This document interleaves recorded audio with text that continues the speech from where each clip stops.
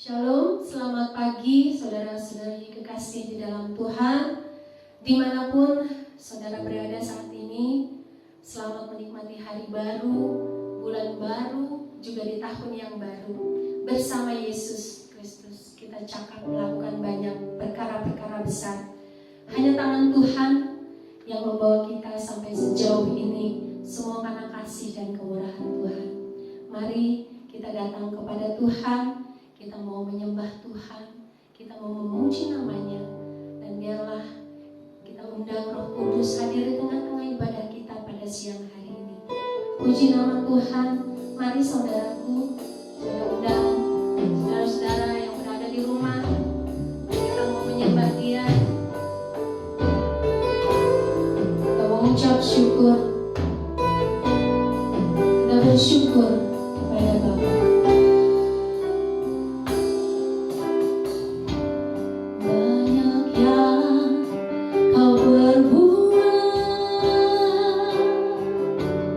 Di dalam hidup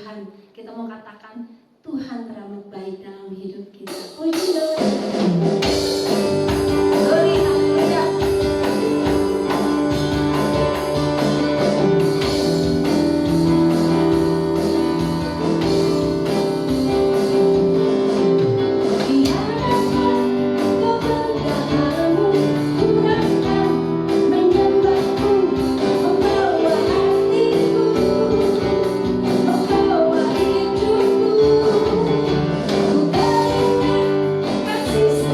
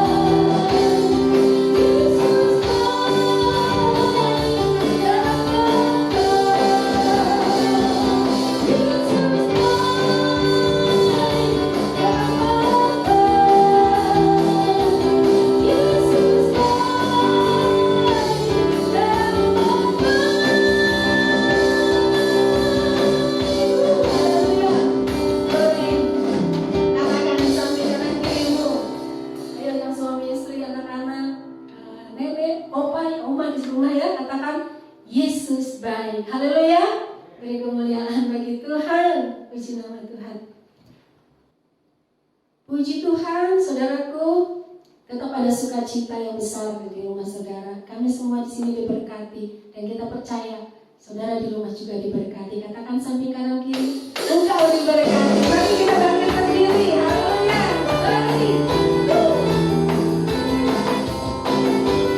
Yes.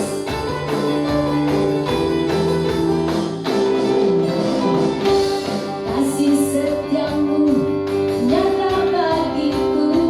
Amin. Hikmat kebajikan tersedia bagiku. Sebab alasanmu limpahkan segalanya. Dan laluannya sangat besar bagiku. Aku diberkati, aku dilindungi. Pada alasanmu untuk mengerjakan. Aku diberkati, aku dilindungi. Atas sempurna anugerah Tuhan bagiku. Beri kemuliaan bagi Tuhan. Haleluya.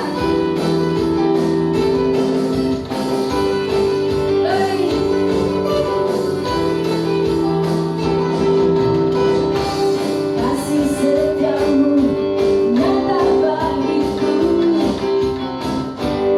Hikmat kebajikan tersedia bagiku. Sebab alasanmu limpahkan segalanya. Dan laluannya sangat besar bagiku. Aku diberkati, aku dilindungi. Pada alasanmu untuk mengerjakan. Aku diberkati, aku dilindungi. Atas sempurna anugerah Tuhan bagiku.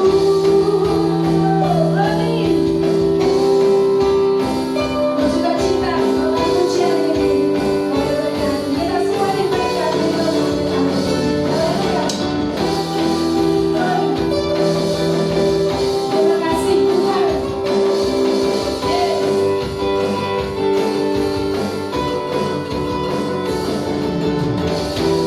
Alasanmu limpahkan segalanya. Dan laluannya sangat besar bagiku. Sebab alasanmu limpahkan segalanya. Dan laluannya sangat besar bagiku. Aku diberkati, aku dilimpahi. Pada alasanmu untuk menyerjakan.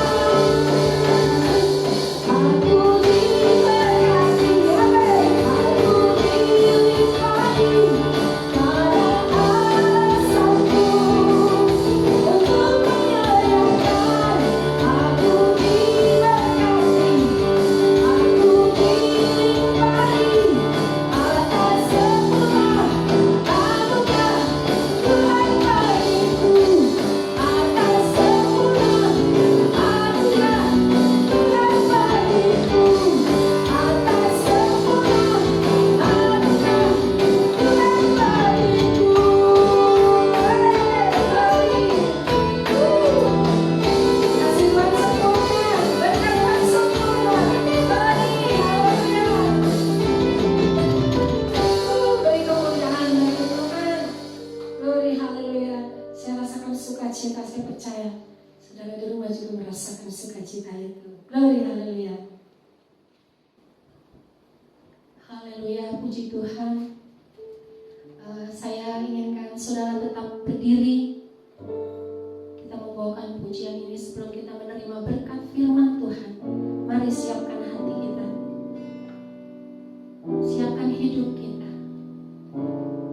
Sehingga apa yang disampaikan boleh benar-benar menjadi berkat. Dan kita boleh menjadi pelaku firman yang baru. Kita mau katakan, Roh Tuhan hidup dalam hidupku.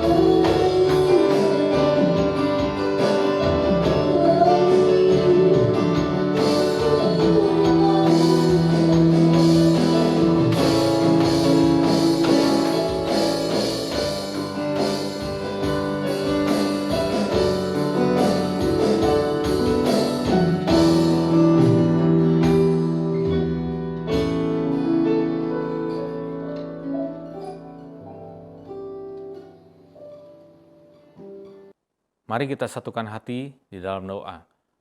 Bapa yang kami sembah dalam nama Tuhan Yesus Kristus, Allah dan Juru Selamat kami yang hidup, kami sungguh sangat mengucap syukur di mana siang hari ini atas kasih dan kemurahan-Mu kembali Engkau memberikan kami kesempatan untuk beribadah, untuk bersekutu, untuk menikmati semua keindahan hadirat-Mu ya Tuhan. Kami tadi sudah memuji Tuhan, mengucap syukur kepadamu Tuhan, terimalah sebagai dupa yang harum di hadapan-Mu boleh menyenangkan hati-Mu. Dan saat ini kami sangat rindu untuk mendengar suara-Mu ya Tuhan, yang Kau akan sampaikan melalui hamba-Mu yang tidak ada apa-apanya ini, yaitu pesan firman-Mu. Biarlah Tuhan dengan hikmat-Mu, dengan Roh Kudus-Mu, kami semua dapat menangkap apa yang menjadi pesan daripada-Mu dan mempraktekkannya dalam kehidupan kami. Urapi hamba-Mu yang tidak ada apa-apanya ini ya Tuhan, sehingga firman-Mu begitu jelas dan dapat kami tangkap maksud dan rencana-Mu dalam kehidupan kami semua. Terima kasih ya Tuhan, Kau sucikan, kuduskan, layakkan kami semua, sehingga berkat-Mu nyata dalam kehidupan kami. Dalam nama Tuhan Yesus Kristus kami mengucap syukur dan berdoa. Haleluya. Amin. Shalom. Puji Tuhan. Salam Philadelphia. Salam kasih dalam persaudaraan. Puji syukur kepada Tuhan Yesus Kristus, dengan sukacita kembali kita boleh beribadah pada siang hari ini di minggu kedua di bulan Januari di tahun yang baru di 2021. Semua karena kemurahan Tuhan. Amin. Dan kalau saudara mengikuti ibadah pada minggu yang lalu, ibadah minggu yang lalu itu bercerita tentang bagaimana kehidupan yang ada Tuhan, ada harapan. Ada Tuhan, ada harapan, ada masa depan, ada jawaban, ada pertolongan, ada segalanya yang indah dalam kehidupan kita ketika Tuhan ada dalam kehidupan kita.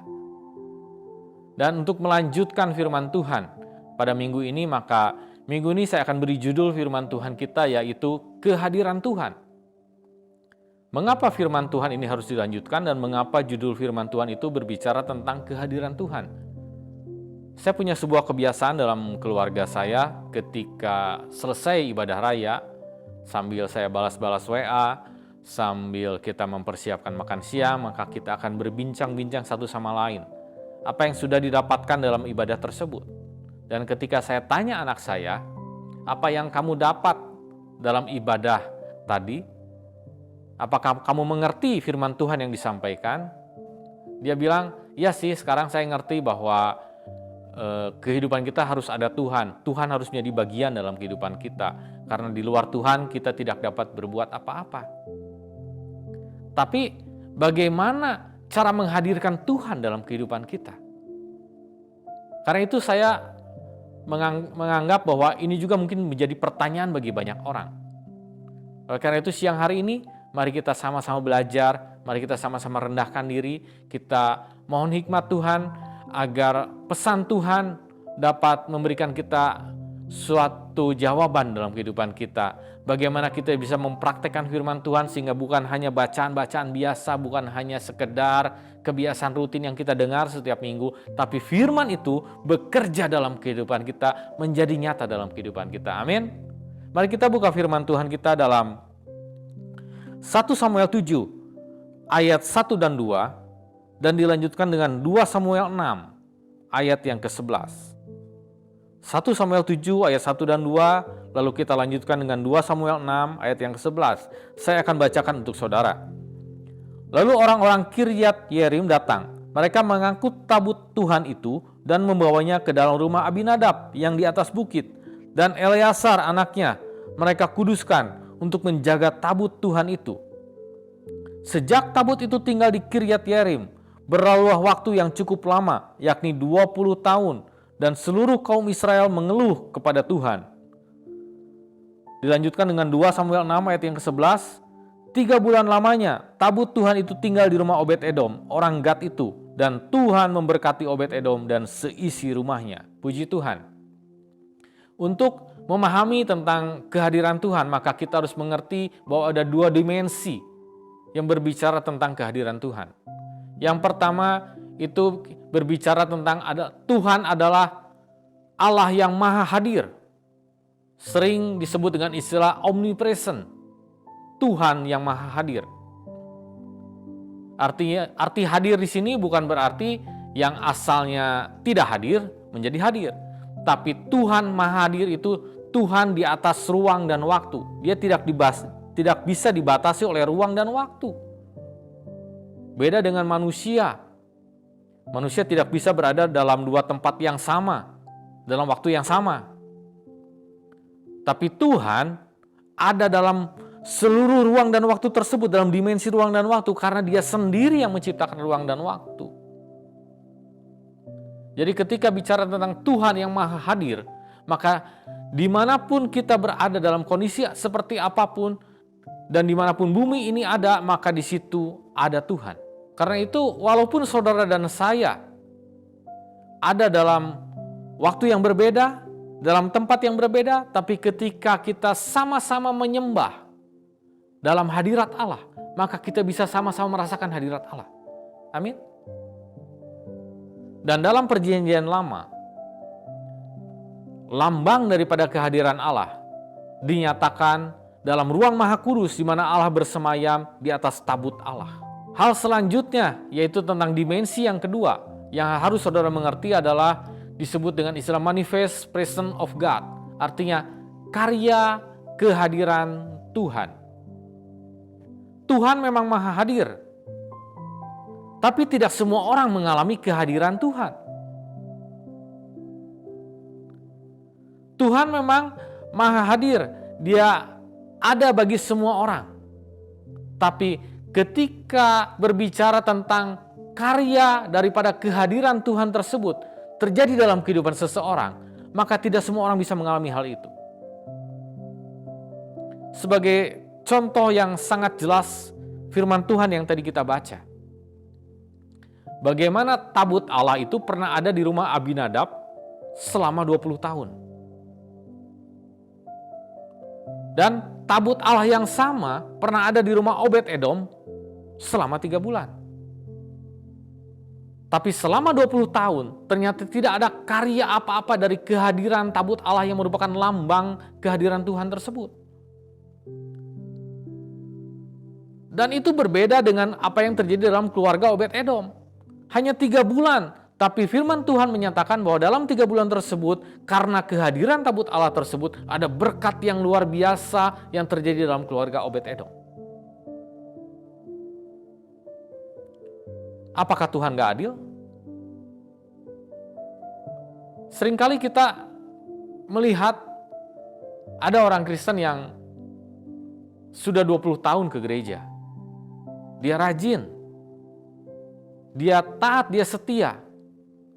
Tapi tidak ada karya Tuhan dalam kehidupannya, ya biasa-biasa saja, flat saja seperti itu.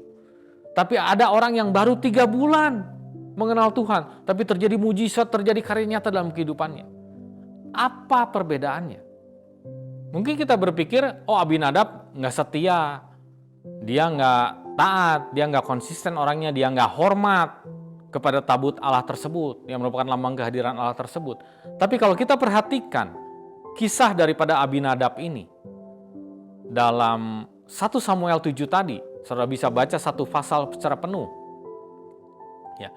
Bagaimana dia mengkhususkan 1 ruangan untuk menyimpan tabut Allah tersebut.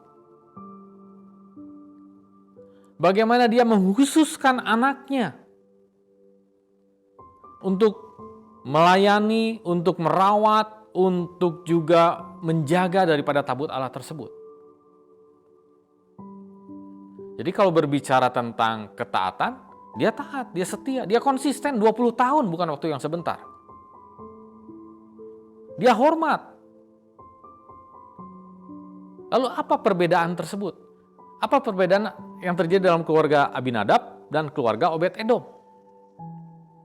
Secara singkat saya akan memberikan beberapa perbedaan. Saudara nanti bisa baca dalam 2 Samuel 6 secara penuh dan 1 Samuel 7 tadi secara penuh, dan saudara bisa menemukan perbedaan-perbedaan tersebut. Karena waktu tidak mungkin saya jelaskan secara detail di sini.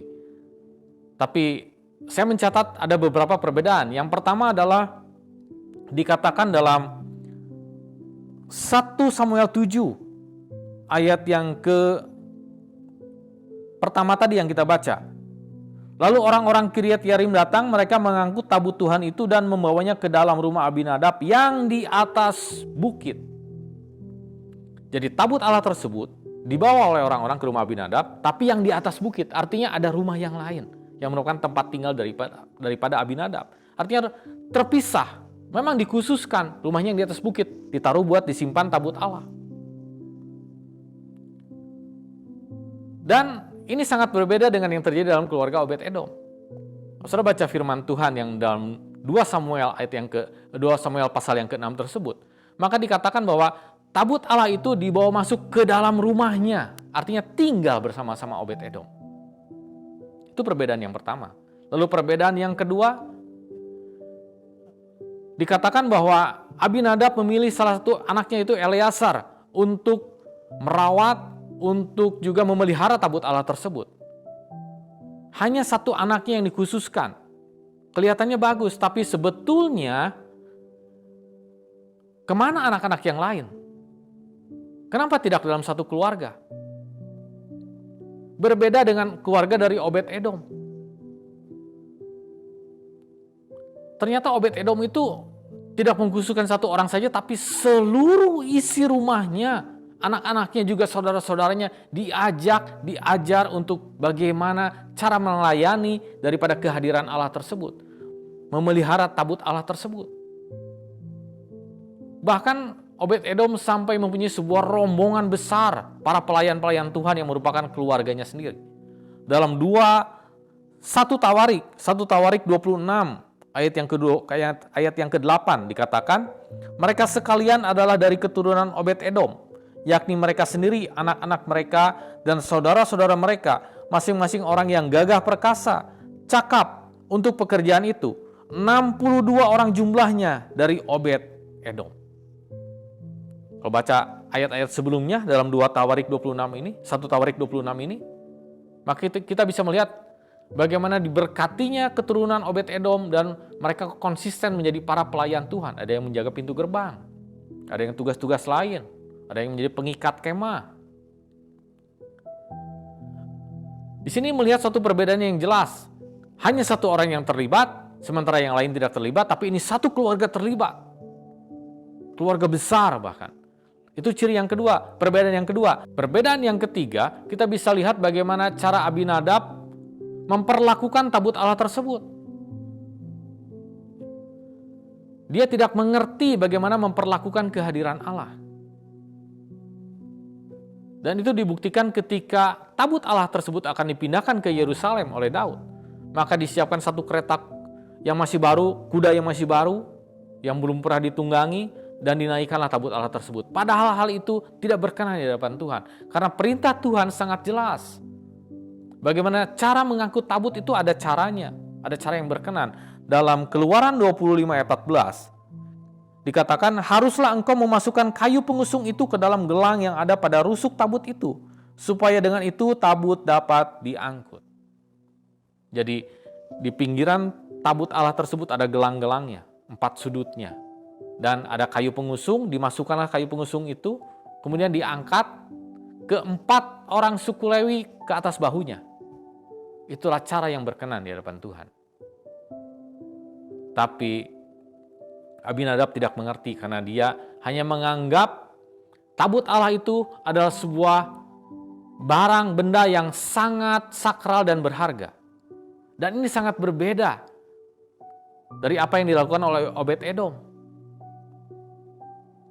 Obed-Edom tidak pernah menganggap satu benda saja atau satu barang yang sangat berharga saja. Tapi dia mengerti bahwa kehadiran Allah itu, tabut Allah itu berbicara tentang pribadi Tuhan sendiri. Bagaimana Tuhan hadir dalam rumah tangganya.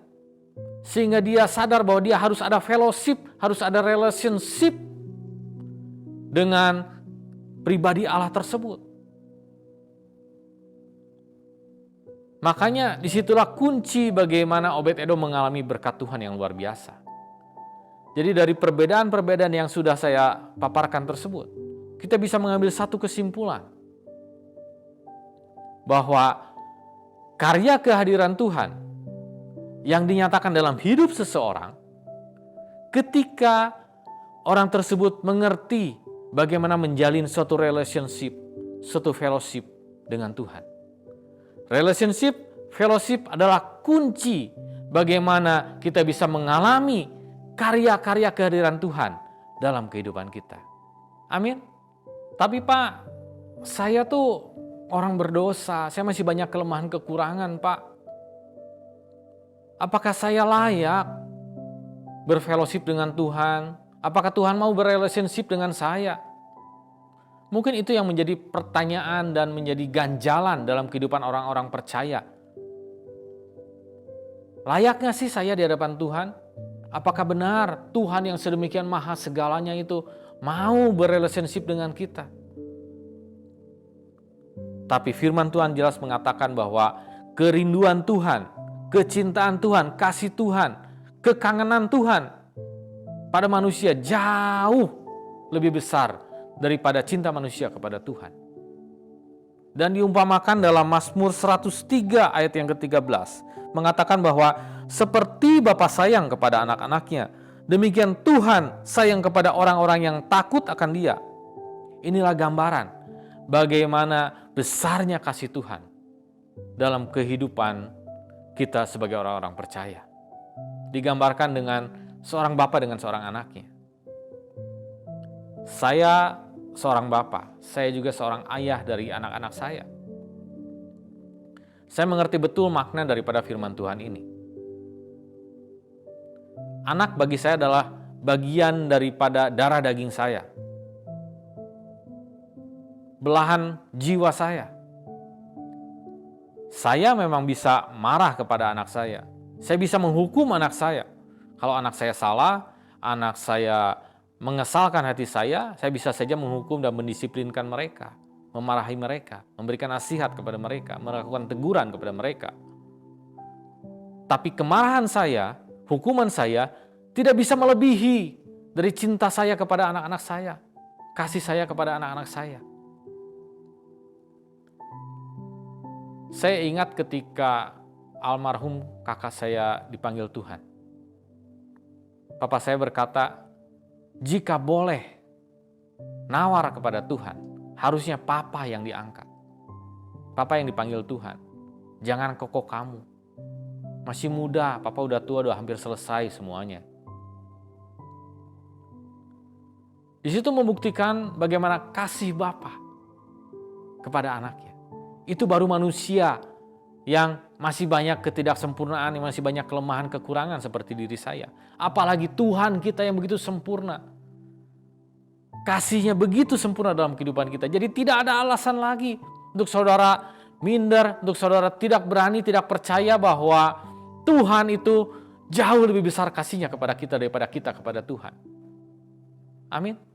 Sebagai penutup, kita bisa lihat bagaimana manifestasi kehadiran Allah yang terjadi dalam kehidupan Obed-Edom ketika dia mengerti bagaimana membentuk sebuah relationship, bagaimana dia berfellowship dengan Tuhan.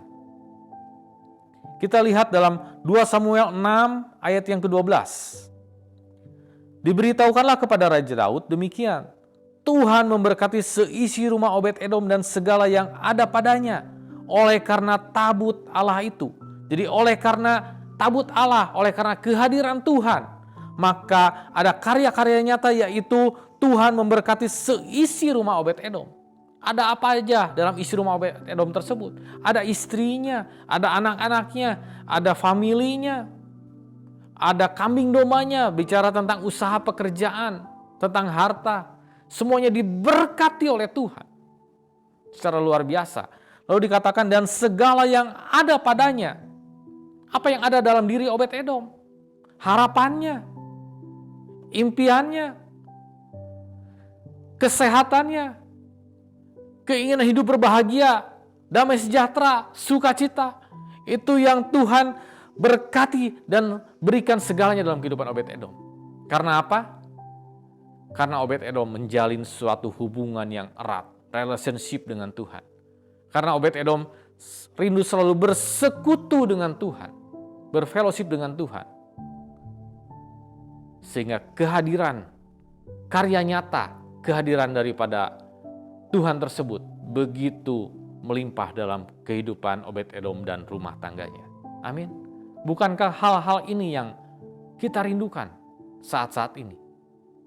Di masa-masa pandemi, masa yang masih sulit ini, kita sangat merindukan bagaimana karya nyata kehadiran Tuhan terjadi dalam kehidupan kita, usaha kita, rumah tangga kita, anak-anak kita. Kita sudah mengerti firman Tuhan siang hari ini.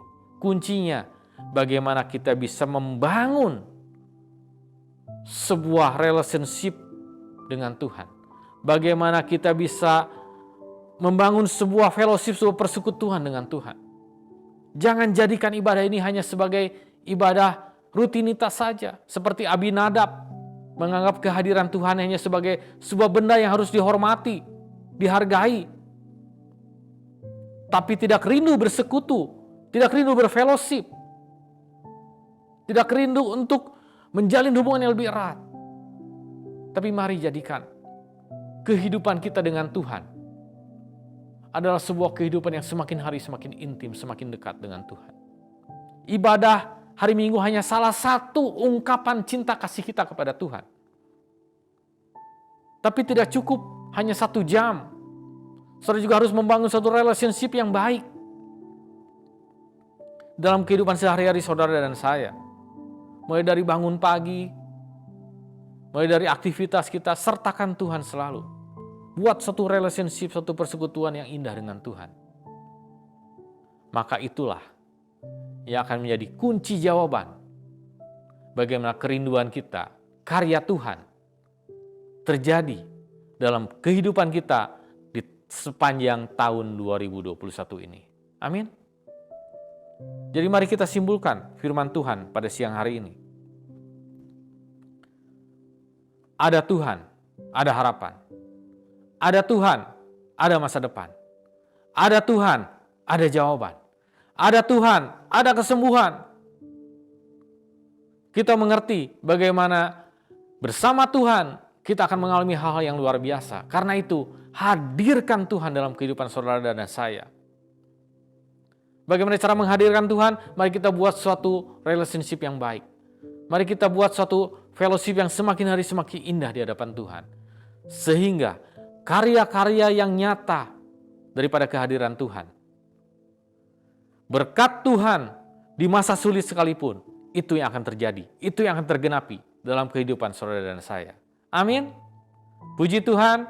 Selamat hari Minggu. Tuhan Yesus memberkati.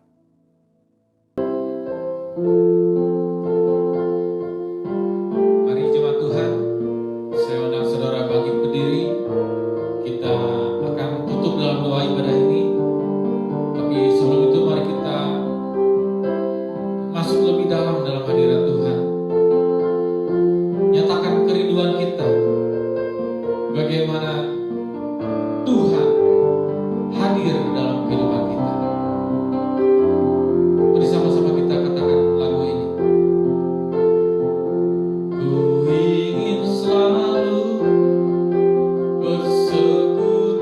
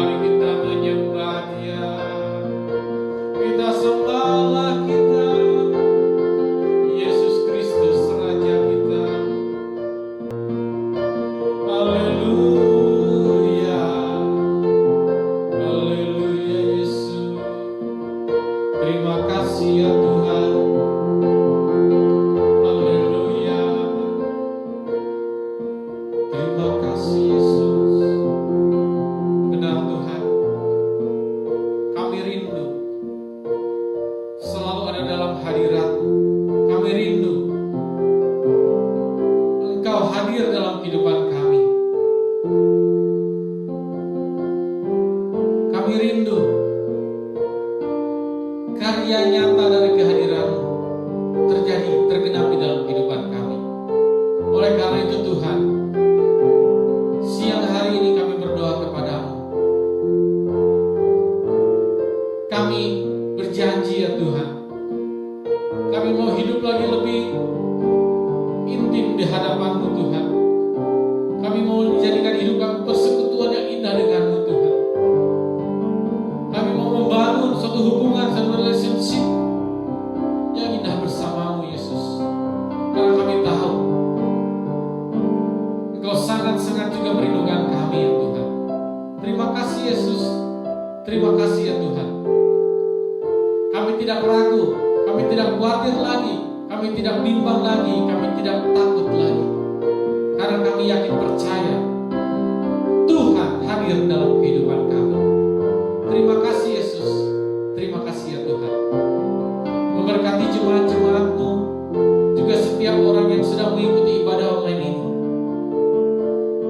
Biarlah karya nyata dari kehadiran-Mu nyata dalam kehidupan kami semua.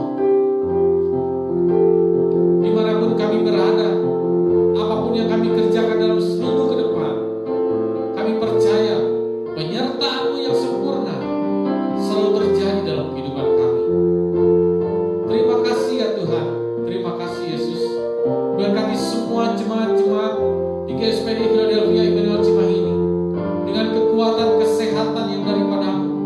Kami berdoa secara khusus untuk setiap jemaat yang sedang ada dalam pergumulan, sedang mengalami sakit penyakit.